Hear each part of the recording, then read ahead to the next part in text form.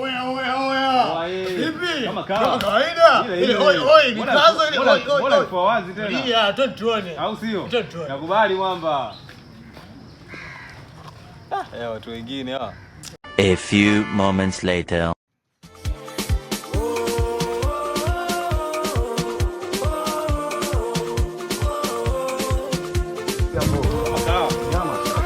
Kama kawaida. Kama kawa niambie mwanangu. Mbona kwa kutulia?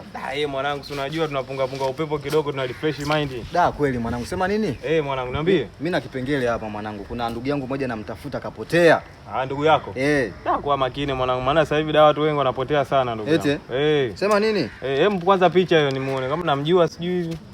Hii hapa mwanangu.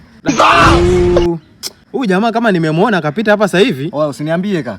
Kapita sasa hivi, yani upo kifua wazi.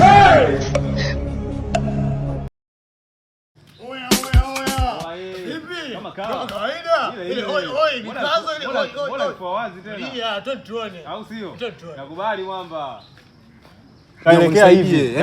Yaani sasa hivi kaelekea hivi ninapokuambia. Kaelekea hivi. Au tuongozane wote tukakutana. Babu twende naomba nisaidie. Una hela? Babu mimi nakupoza. Mtu wa muhimu. Wewe tulie, wewe twende. Maana hapa. Twende babu.